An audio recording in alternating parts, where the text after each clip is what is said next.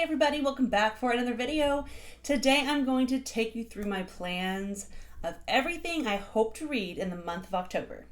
Alright, so I have some bittersweet plans for the month of October. If you watched my September wrap-up video, you know that I made a big decision and I decided to just do a hard run with the Realm of the Elderlings and finish up all of the Hobb books. And I'm so excited to see how it's all wrapped up and to experience what most people view as the best, the Fitz and the Fool trilogy. But I'm also a little sad that it's ending because I have absolutely loved my time with Robin Hobb. Like, she is my queen. I'm a huge fan. I'm going to be reading the Fitz and the Fool trilogy in October with some buddies, and I am just absolutely looking forward to it. So it is 3 books. It is Fool's Assassin, Fool's Quest, and Assassin's Fate. That sounds so final. I've really, like I said, I've loved my time with the Realm of the Elderlings. I'm excited to read this with friends, but I'm a little sad that it is ending. These are huge books, not just physically, but I'm talking like small font. All 3 of the audiobooks are well over 30 hours, like pushing 40 hours. So these chonkers are really going to be taking up the bulk of my month. But I do have other stuff planned to weave in there because the last thing I want is to burn myself out or get to a point where I'm not enjoying these because they are far too special for me to risk just pushing him and finishing him to say I finished them. So the friends that I'm reading these with, we all have the same mindset that like we're here to enjoy these. We're here to savor our time, our final days with Fitz and the Fool. And so we're going to take our time. We're going to read those throughout the month.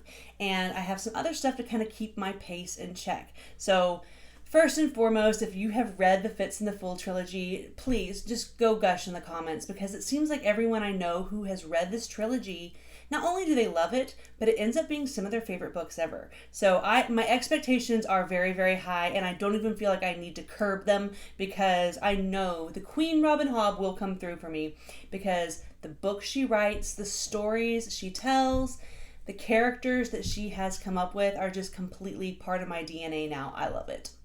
So even though I have heavy plans to binge me some Robin Hobb, I do want to incorporate some other books just for the sake of variety and also because it's October, so I absolutely have to get some spooky books in.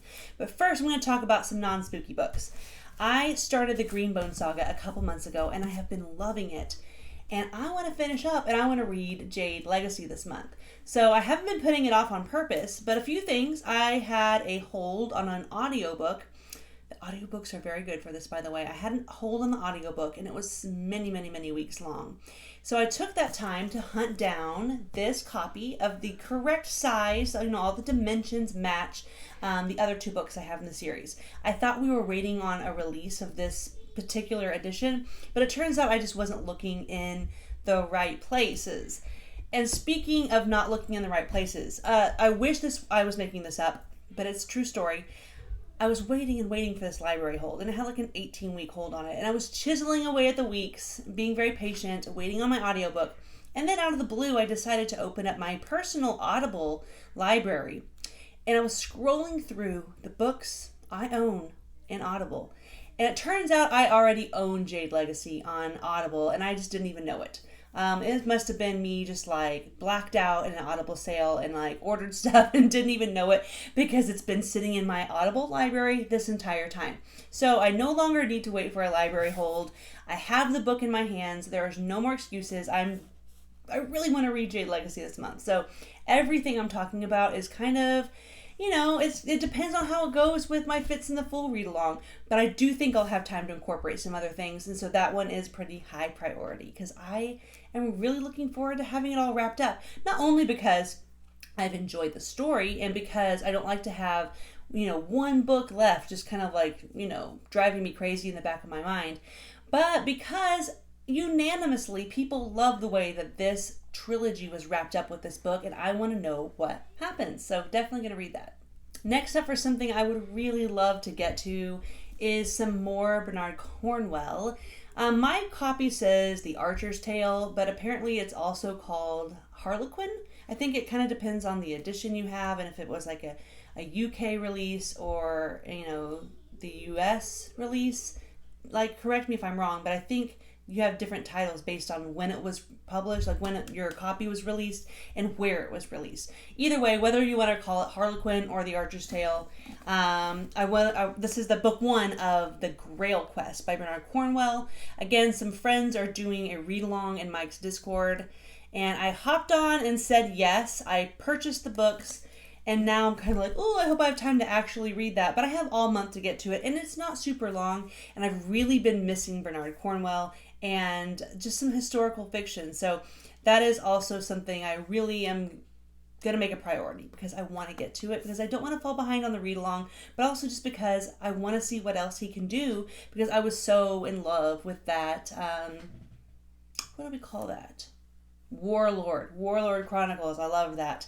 I have a review of it. If you haven't watched it, you should, because I don't know, it's just a couple minutes of me just gushing about how much I loved it, and I think it's awesome, and I hope you like it too. Now, as far as spooky season goes, I've got a pile to choose from, but I have a few that I'm going to prioritize, and then from there we'll just see what happens. My brother works overnights, and he also has a job where he's able to listen to audiobooks and watch YouTube videos. It's a pretty sweet gig. But he has been really, really into horror short stories, which, by the way, is very brave. Working overnights with headphones in, listening to scary stuff. Like, I couldn't do it. But he has been really, really into horror short stories. And he has made me a list of about a dozen that he thinks I'm really, really going to like. And they're quick, they're digestible, but they are spooky. So let me know in the comments if you are interested in seeing that list and want some recommendations. I like the fact that they're short, but I do want to be scared too. So hopefully when I wrap up October, I'll kind of let you know what I listened to and how they hit. But in the meantime, let me know if you want me to share some of those ideas with you. As far as full-length novels go, I have not read Nosferatu by Joe Hill, and as you can see, I have it in my hand, and so this is probably my top priority, because it seems like all my horror friends who have read this one really enjoyed it. I read Heart-Shaped Box by him last year, and I liked it quite a bit, and so I definitely want to give this one a try. I already own it. I've heard it's good. It's got to be read, right? A couple more that I'm very, very interested in that I don't have physical copies of, but I either have them on audiobook or on Kindle. The Troop by Nick Cutter. The premise of this is very disturbing and creepy to me, and so I want to get to that one. I haven't read any other Nick Cutter. I want to read The Exorcist because it's iconic. It's like the scariest movie, and I imagine the book must be pretty scary as well. And the edition I have is the 40th anniversary edition on my Kindle, and it seems iconic. I'm pretty scared. I don't know what to expect, but I'm excited to give it a try. And also I want to read Between Two Fires by Christopher Buehlman. Again, I don't have it on hand, but a little tip, if you like audiobooks and you are a member of Audible, it is available as part of your membership for free, I suppose, on Audible. Like, you don't have to use a credit for it. It's a membership perk. So I've heard a lot of really good things about that book, and about just like, it's kind of an interesting storytelling format, apparently. So definitely check that out if it's interesting to you and you have Audible, because it's free. You're already paying for it. It's yours. Check it out. So those are my plans for the month of October. I'm, like I said, heavily focusing on Fitz and the Fool, and then I have a couple others on the side that I really hope to get to with Jade Legacy, and starting Grail Quest by Bernard Cornwell.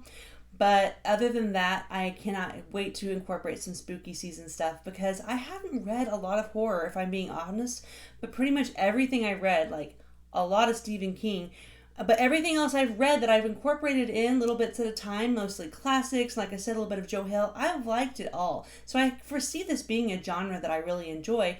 I just got to start doing it. So what are you guys going to read this month? Do you have some spooky books picked out?